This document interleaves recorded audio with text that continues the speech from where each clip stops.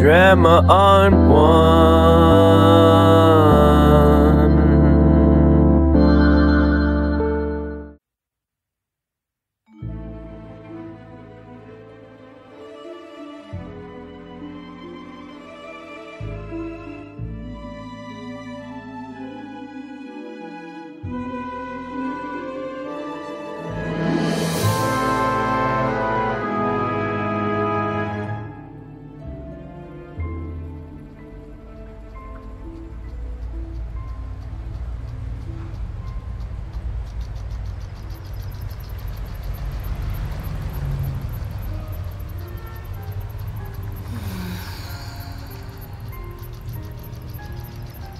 What if this was a movie?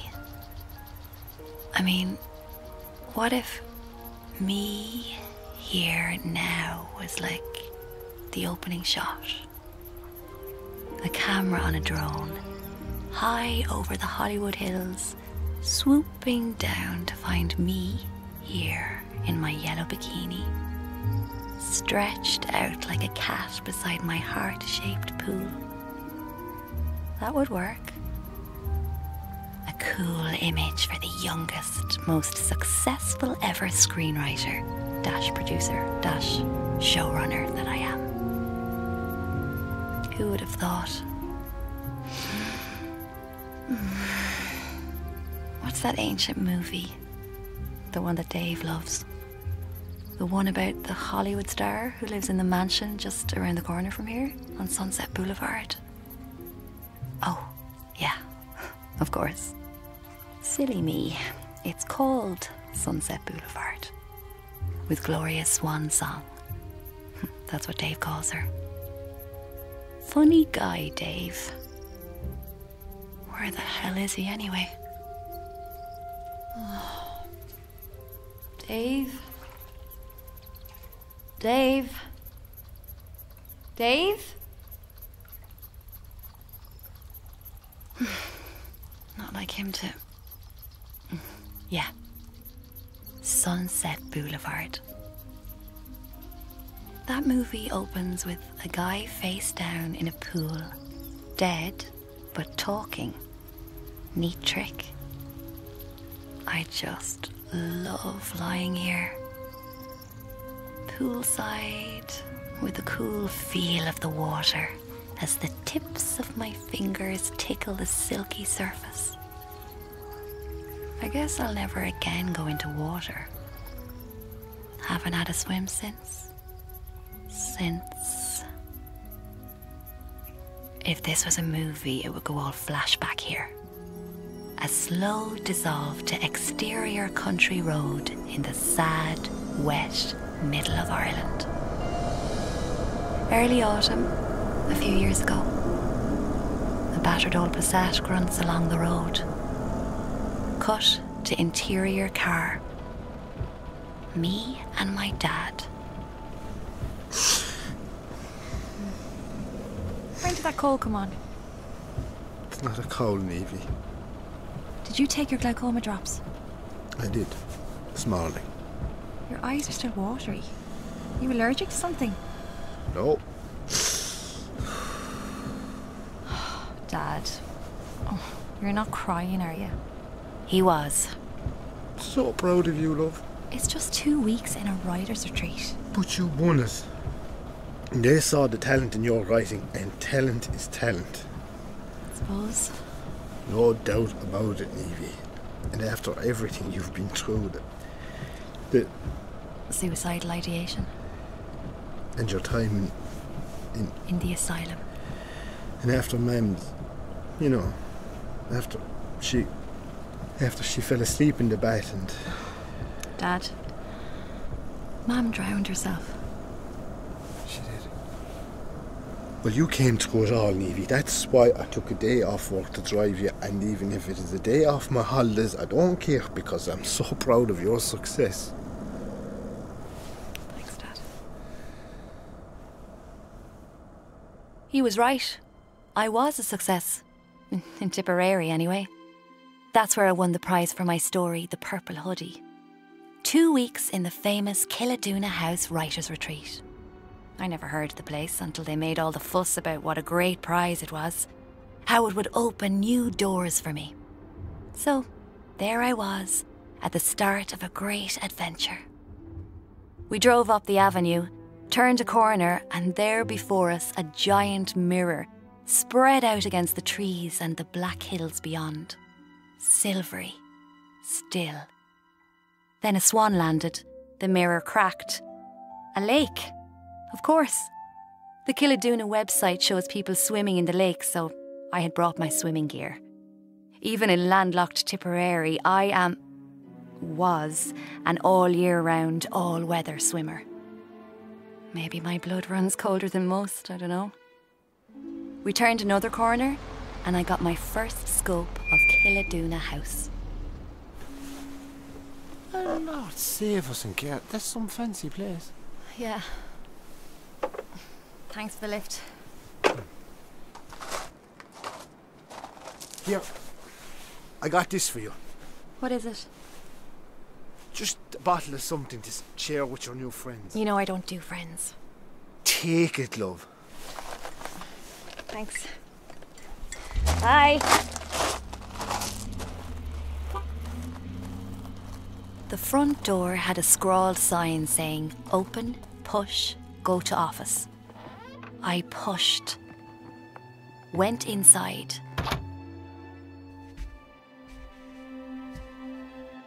It was all darkness and wood and dead things. A stag's head, a stuffed squirrel suffocating in a glass case. The skin of a tiger nailed to the wall, its open mouth screaming silently. I like dead things. On the way to the office, there were all these splashy paintings on the walls. They looked out of place, just like me. An old fat guy, about 50, was asleep at the desk. An empty glass, an almost empty bottle of wine. I like to frighten people.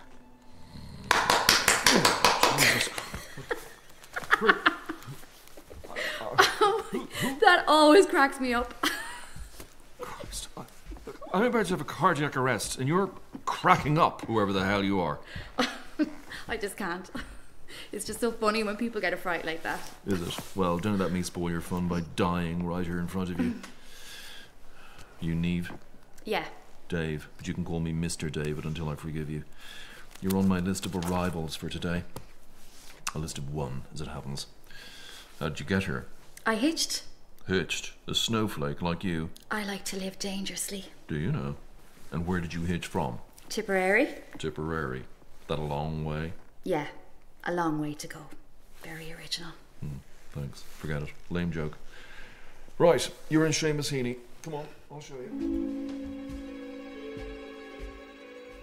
Here we are, best room in the house, first floor, lake view, and since she never closes her shutters, a view of genius at work. What? You see down there? Where? Down there in Edna O'Brien. In who? It's a room called after the great one. See that bay window on the ground floor directly across from you? Oh, yeah. Recognise the woman writing at the desk? It's L.D. Power. Really? She's here for a month. Oh. You have read her. Well, Of course you have. Read her and weep, I say. Those sentences, oh my God, those sentences. Every word a diamond, every sentence a diamond necklace, every paragraph a jewelled crown of translucent, hard, beautiful prose.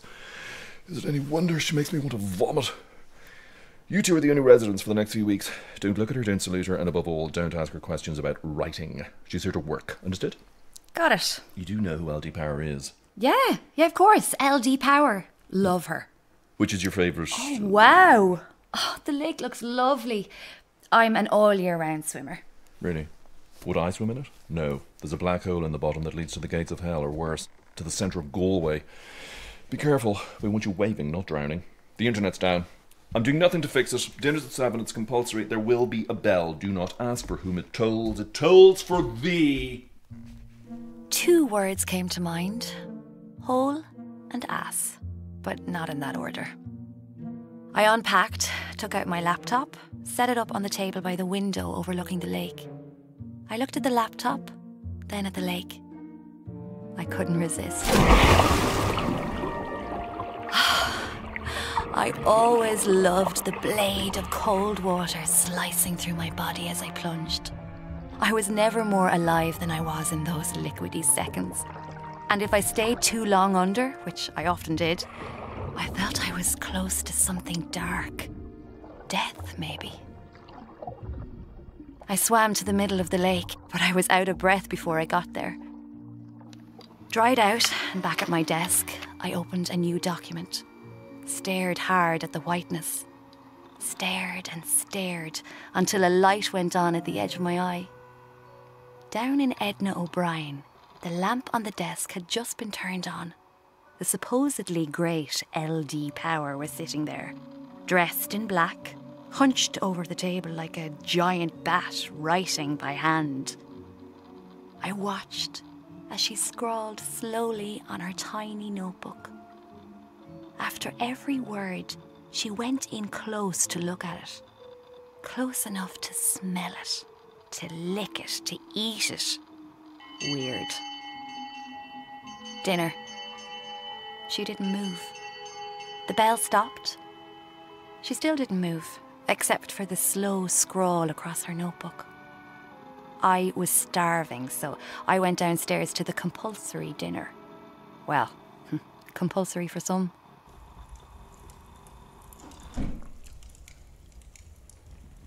Hi. Oh, there she is. Tipperary's own Sally Rooney. Who?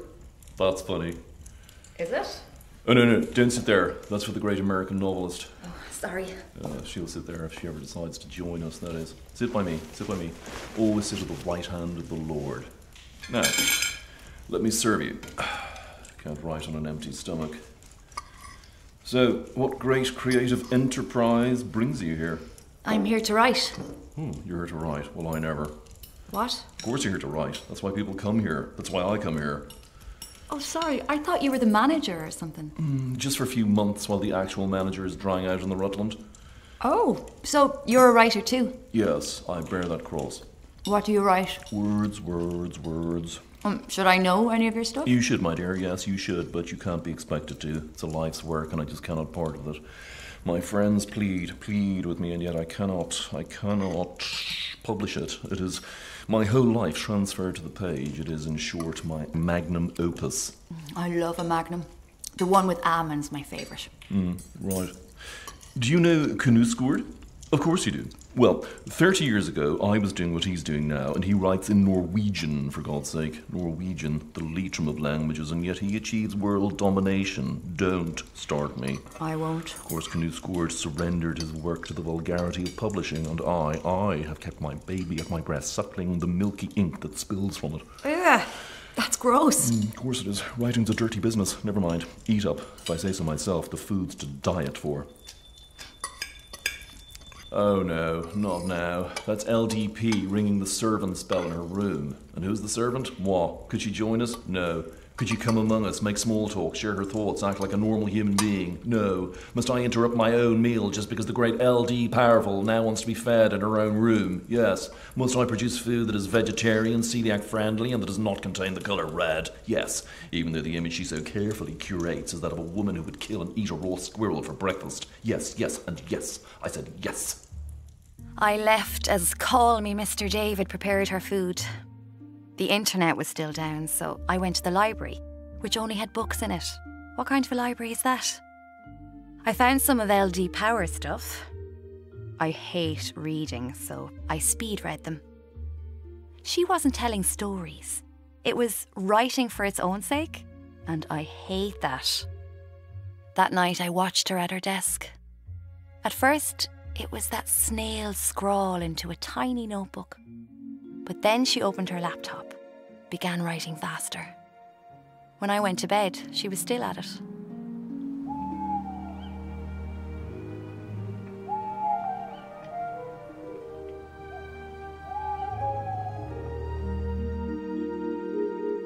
I woke at dawn and tried writing again. I typed a few words that never even made it to the other margin. There were no diamonds. There were no necklaces.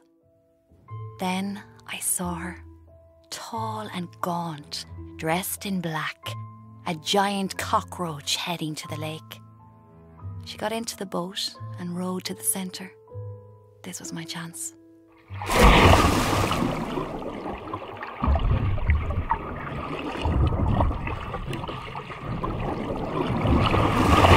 Oh, my. Well, you gave me a fright. Sorry. I didn't think I'd come up here. You swam from the shore? Yeah. I love to stay underwater for as long as I can. Is it not freezing in there? Not too bad. You should try it. I can't swim. Never could. Afraid. But you're not afraid to take the boat. I'm most comfortable out of my comfort zone. There's a lake near where I live in Montana. It's called Lake Sorrow. I go there every day when I'm back home. Oh, I'm Niamh, by the way. How do you spell that? Niamh. Right. Another great Irish name. I'm collecting them. You're my first Niamh. I'm Lavinia. Hi, Lavinia. It's nice meeting you. Nice meeting you, too. Well, you'd better get back. I'll race you. Okay. I plunged and swam like a seal to the lake's edge. When I got there, I saw that the boat stayed just where it was. Why would she do that? I was nice to her, and I'm never nice to people. Then it struck me. She was trying to get rid of me. I didn't like that one bit. Not one bit. I stormed off, chewing on my anger, when I bumped into Mr. David. Literally. Oh, careful. Sorry. Nice swim. Yeah, but looking forward to a hot shower now. Hey, not so fast. You disobeyed me. What? I saw you hanging on to the boat, talking to she who must not be talked to. Oh, no. I was swimming nearby, minding my own business. She called me over. Really? Yeah. She was so friendly. She's a monster. All writers are, if they're any good. And even if they aren't, especially if they aren't. Okay. I better go get into that shower. You've been warned. After my shower, I sat at my desk, staring at blankness. Hi, Dad. How's it going, love? Great. It's going great. Yeah? Yeah. I started the day with a swim. Been writing all day. Great, Niamh. Yeah, I wrote 1,000 words. Right. 1,000. Is that a lot? Yeah, that's like the max. Mighty work. And LD Power is here. Who? LD Power? She's American. She wrote The Woods Are Fire, Canyon Sorrows and River Stories. Never heard of them. Well, I wouldn't, would I? In my view, she writes words like diamonds and sentences like necklaces. Oh, right. Fair dues to her. She's always been one of my favourites. I've read everything she ever wrote. The Purple Hoodie was influenced by her, in a way. But that's amazing, love. And she's there. Yeah, I can see her from my bedroom window. I'm looking at her now, right down in Edna O'Brien. All the rooms are called after writers. I'm in Seamus Heaney. Lavinia loves my writing. She's read it. Just the story I won the prize for, The Purple Hoodie. She begged me to show it to her. She said it was perfect. I'm so proud of you, love. Oh, I have to go. It's dinner time and it's compulsory. Oh, well, for some. Right. Bye, love. Ta-da!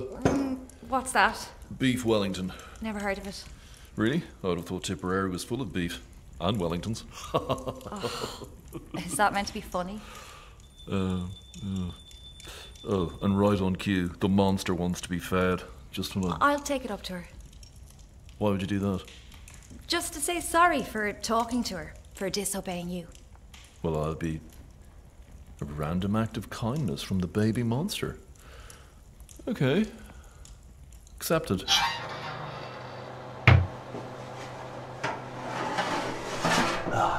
Poetry in a dish. Looks amazing. David's souffle supreme. Just leave it outside the door. Knock once and go. Got it. Your dinner. Just leave it by the door. Please, leave it outside. Are you deaf? Oh, Niamh.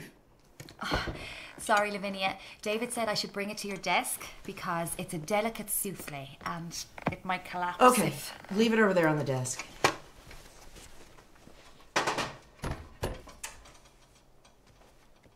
Sorry about earlier.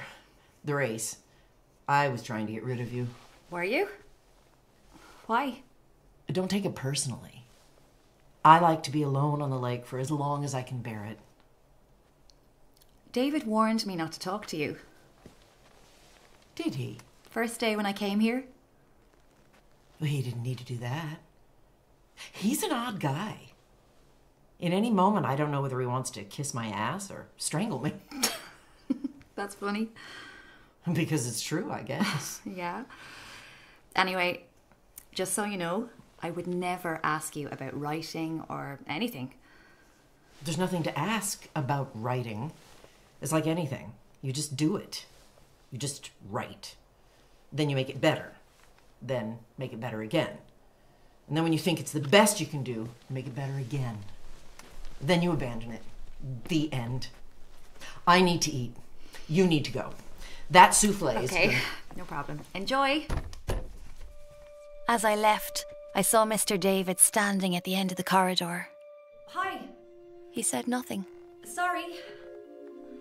She asked me to get some water for her. He just gave a creepy smile and walked away. That night, I sat at my desk, not writing. I was not writing so hard that the white space on my screen got whiter and whiter until it filled the whole room. Everywhere I looked, there was white blankness. Except down in Edna O'Brien, where LDP was writing furiously on her laptop. Writing a page, printing it off, reading it, placing it in a large green box. Page after page after page. None of them white, all of them covered in black marks. After hours of this, she closed the green box and placed it under her desk, as if it was a shameful secret. I became more and more curious about the way she wrote. Not the words or the stories, but the two speeds she used. Fast and slow. The laptop and the notebook. And the green box in which she put all those pages. I needed to find out what all of this meant. When dawn came, I watched her row the boat to the middle of the Black Lake. Then I went for breakfast. All that coffee. No wonder you're not sleeping. Hello? Hello? Ground control to Major Tom. What? Exactly, what? What are you looking at out that window? Nothing. Why does she do it? Every morning she rows to the middle of that lake. Why? Thank you for contacting Just Ask David. I heard from a mediocre American novelist who heard it from a really bad Canadian poet who told her not to tell it to anyone, so she told me in strict confidence, and of course I swore never to tell a soul. Heard what? Well, apparently, back in Montana, her son went swimming in a lake at night with some friends. Drunk, high, who knows? He got into trouble, but the friends never noticed. When they did, it was too late. At home, she rows that boat into the middle of the lake every day to mourn him. It's called Lake Sorrow. What? She told me the lake near her house was called Lake Sorrow. Lake Sorrow, my hole. Bloody writers. Anyway, that's why she chose to come here, because it is a lake. Her son drowned at night, so she won't go on the lake at night time. In spite of all that female machismo, she's a nervous Nelly. So, that's the secret that everyone knows. Drowning's the worst. I know all about drowning.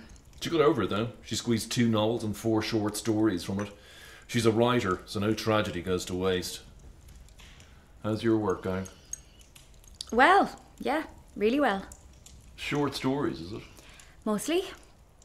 They might make a novel if I can, Well, only connect. Yeah, only connect. Whatever that means. That night, I watched the writing machine down below in Edna O'Brien. The slow handwriting, then the rapid typing, the printing of the pages, the filling of the green box, which was so carefully put under the desk. Then I watched her sit back and do nothing. It seemed like a good time to strike. Dad had said to share his gift with my new friends. I didn't have any new friends. I didn't have any old friends. Oh, Niamh.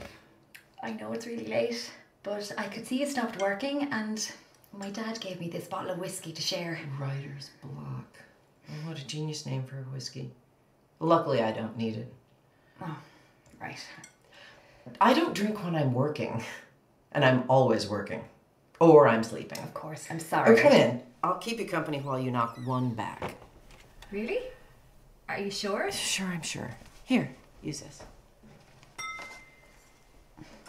Writer's block. That's a good one. Do you ever have it? Writer's block? No, never. And you? Can I tell you something? And please don't tell David. Okay. Do you mind if I sit? Whatever. I haven't actually written anything since I came here. You haven't reached flow? What's that? When you ride the wave of it all. You're in it and on top of it, immersed. In danger and safe all at the same time. I think I've seen you do that on your laptop. Sorry, I've been spying. Of course you've been spying. You're a writer. That's what we do. I noticed you write really slowly on your notebook and really fast on your laptop. I'll let you in on a secret. When I finish writing, real writing, with pen and paper and ink, slowly carving words into meaning. When I finish that, I'm on a kind of high. 200 words max. And then I want to spew out all the other stuff in my head, all the garbage. So I write for 3 more hours. Storylines, character biogs, plots for airport books I will never publish, for screenplays that will never get made, though they're bad enough to be. All this writing junk goes into my green box, which I bury under the desk, out of sight, so that none of that crap will ever creep into my work. And then I get a few hours sleep, like I'm going to get now. Oh, sorry. I didn't mean to keep you. Show me something you've written. I'm curious. What? You mean you'd read something? David said... Forget David. Show me whatever you want to show me. Be warned, I'll only tell the truth. I'm nervous at the thought of you read... See, I've always loved your work, and what if you don't even like Just what I... stop. Just show me, and we'll talk, okay? Okay. Good night, Niamh. Night, Lavinia. As I left her room, I heard the floor creak down the corridor. I looked. I thought I saw a shadow darting past some wood panelling. It was quick, so it was hard to know if I'd imagined it. David was the only one who could be moving around the house at that hour, but sure, he was always plastered by now on his second bottle of Chateau Blanc. Back in my room, I put writer's block back in its box. I read The Purple Hoodie many times. Tried to read it as if I never saw it before. That didn't work. Then I read it backwards, starting at the last sentence. That was just weird.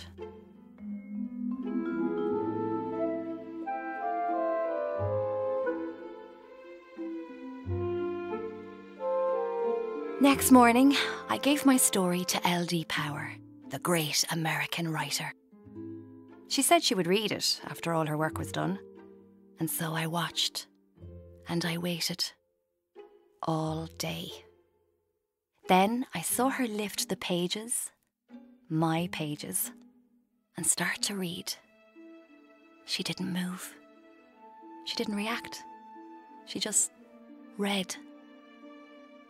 When she turned the last page, read the last sentence, she leaned back and laughed. I couldn't hear the laugh, but I could see it. Her teeth bared like a horse neighing. Then she actually slapped her thigh like an old cowboy in an old movie. But the thing is, there was nothing funny about my story. Nothing at all. At that moment, I hated her more than anyone else on earth. Later, when I knocked on her door, she'd already scrawled a sign that said, "Do not knock, go away, everyone." I waited until dawn, and then I plunged.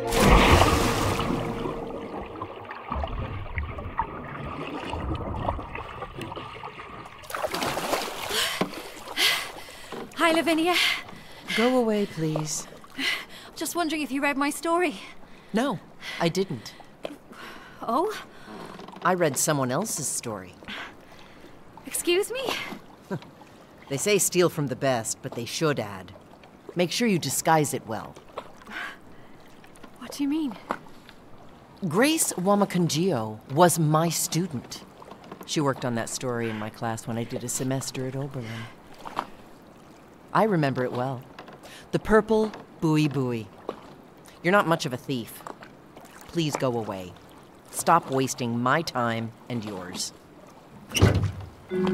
She rowed the boat away from me, pushing hard against the water. I slinked under, trying to get lost down there where no one could see my anger. See, I've always wanted to be a writer, but the thing is, I don't like writing. I mean, it just takes forever. And anyway, I don't have any ideas for stories.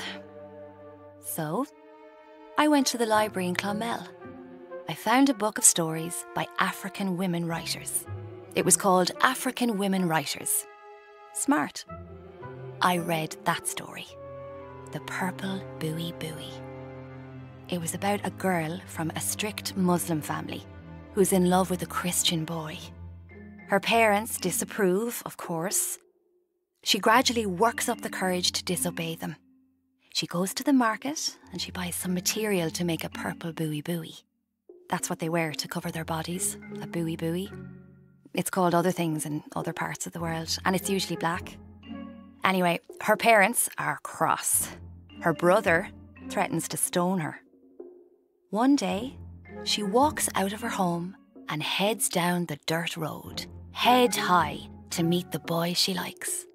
The story ends as she walks towards the market and gradually becomes a purple dot on a dusty road. Will she survive? Will she be stoned? We never find out.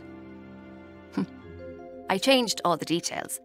I turned the strict Muslim family into horrible teachers. The dusty road was black tarmac. The Christian boy became a traveller girl. And, you guessed it, the purple buoy buoy became the purple hoodie.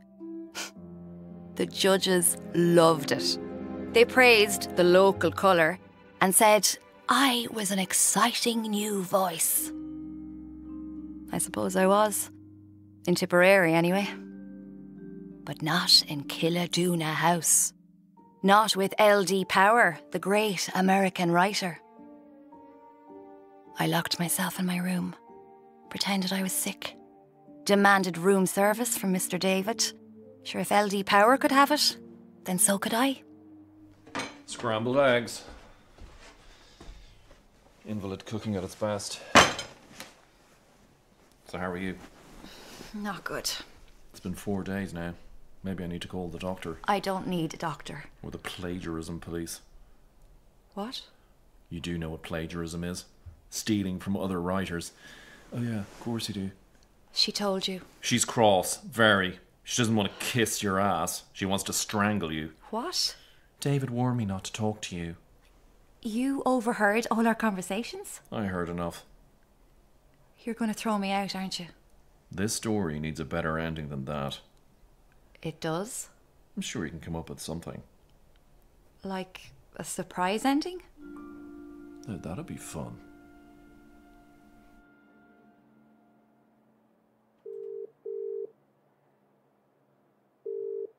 Niamh, Hi, Dad. how are you, love? Wrecked. Just writing. I finished my novel. Your what? My book. It all came together really quickly. So I'm bailing early. Can you come and collect me first thing in the morning? But I've work tomorrow. It's so hard to get any transport from here, and I'm really under pressure. Take a half day. I need to go first thing, 8 a.m. latest. That early? Yeah, they asked me to check out as early as possible. They're really, really busy here. I'll call in sick. Thanks, Dad. I waited until she had finished her work and filled her green box with all those pages. I grabbed the bottle of writer's block. I crept downstairs to the kitchen. I got an onion. I put it to good use. Lavinia? It's me, Niamh. Go away. I'm sorry. I just want to explain. There's nothing to explain. My dad just died. What?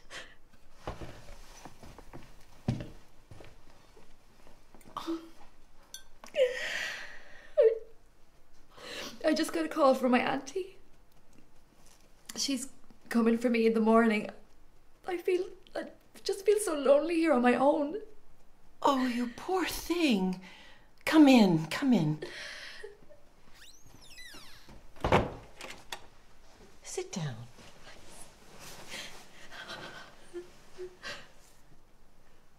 Was he ill for long?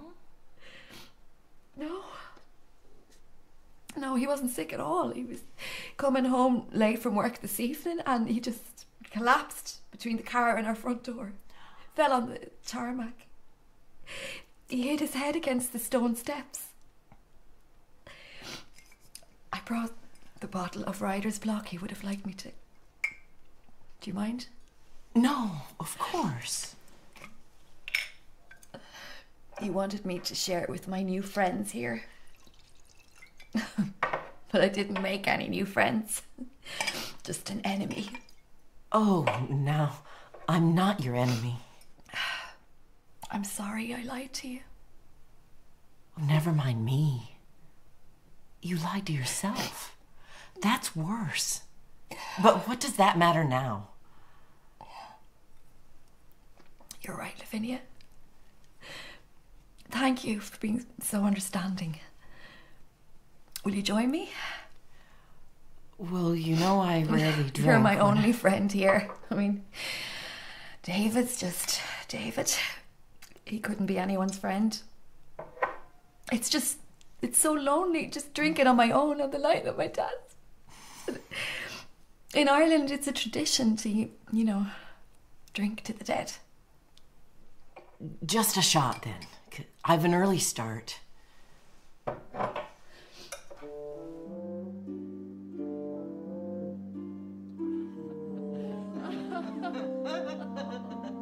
We drank lots. And I said to him, you put that thing away. She talked lots. He has no neck. I lied lots. She drank more. I can't believe I did that. I pretended to drink more.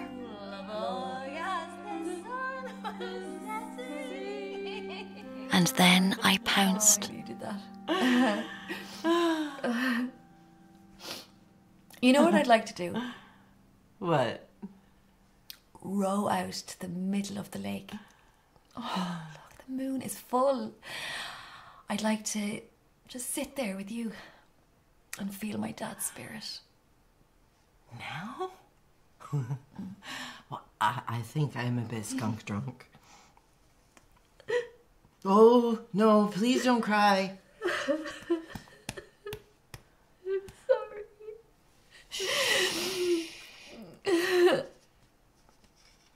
Sorry. It would mean so much to me and to my dad and to my mum, who's no longer with us. I'm an orphan now. And the two of them are up there, and I think that I could sort of feel them more under the starlit sky, Well, let's go, honey. Let's do it. I rowed us out to the middle of the lake. I offered her one more swig of writer's block. Here, she took it. Fire water. It is so beautiful here. So... Oh, look! A white owl. Oh, yeah. Oh, wow. A falling angel. What? It was some old country lore in Montana. You see a white owl is a sign of approaching death. That's a bit creepy, Lavinia. I'm really sorry about the purple hoodie. Enough about that, honey. Can you give me a hug? I feel like a hug. Come here. Oh, Niamh. I'm a bit... I've had way too much to drink. I don't think I can move. Okay, stay there. I'll come over to you.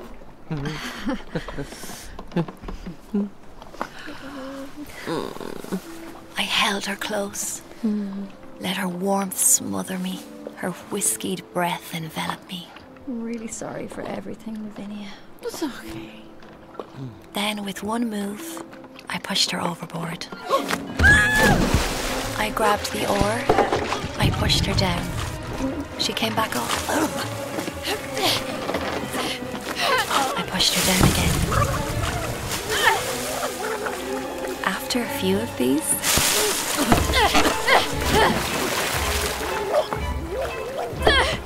she gave up. I sat there for a while thinking the white owl might fly by again, but it didn't. Then I plunged into darkness. After I had showered and dressed, I went to LDP's room. I opened the green box, grabbed the pages, hundreds and hundreds of them, and then I sensed him at the door. Call me Mr. David. So, you came up with an ending? Like you asked. But you came up with the ending of all endings. I'd never come up with an ending like that. Maybe your work is too lifelike. Oh, you are one very rotten egg. Look at this stuff. Stories. Lots of stories and plot lines and movie treatments. Nobody knows about these. This is going to make us a fortune. Us? Yes, us. You and me. Me and you? Ah, yes. Yes, what a tragic end for the great LD Power. She rows her boat to the middle of the lake in the middle of the night to end it all. She couldn't take it anymore. Her dead son, the Vale of Tears, this lake of sorrows. Still, she can now take her place among literature's suicide queens. Who? Writers who killed themselves. Virginia Woolf, Sylvia Plath, Ernest Hemingway. Never heard of them. Oh, good Lord.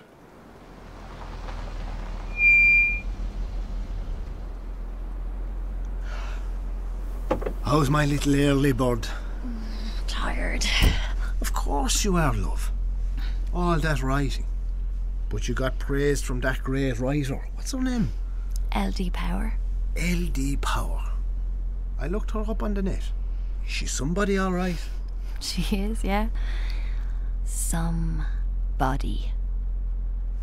What are you smiling at? Nothing. What? Nothing. It's great to see you coming back to yourself, Niamh. After all you've been through. Yeah.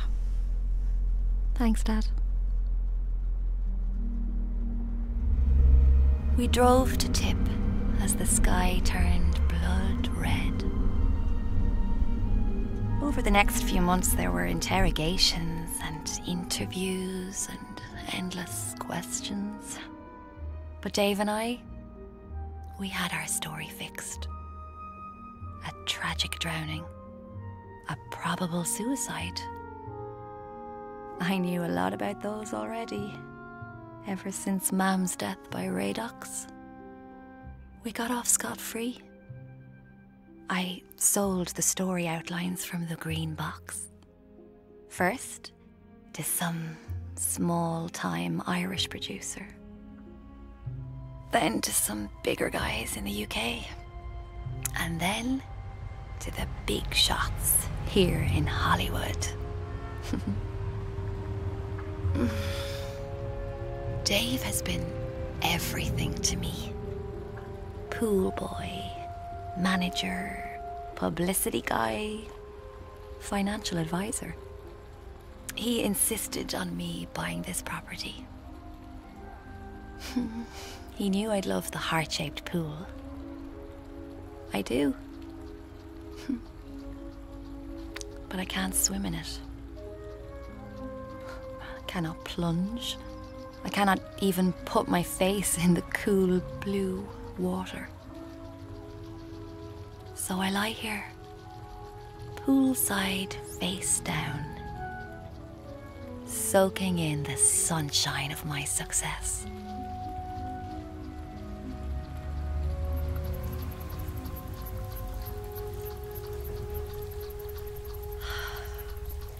Dave?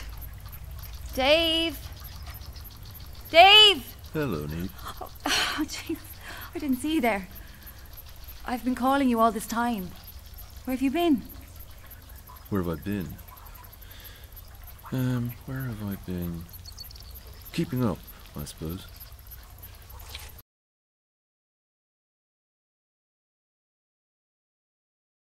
Who has become a Hollywood script factory. The headline's a bit obvious, but the film buffs will like it. Take a look. Sun's in my eyes. Read it out to me.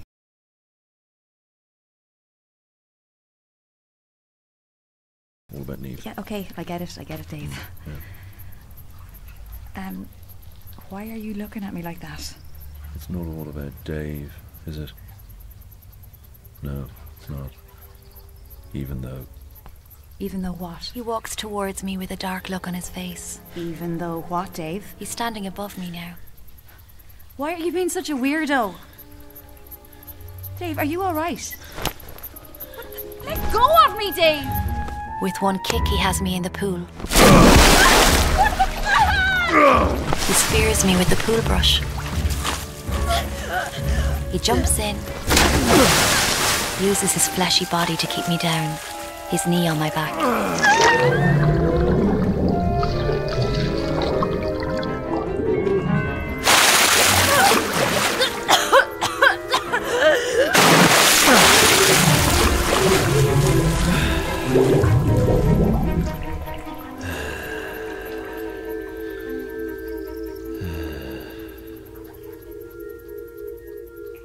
Watery blueness, silence, floating.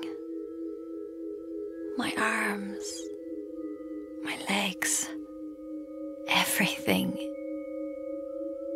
in slow motion until it stops.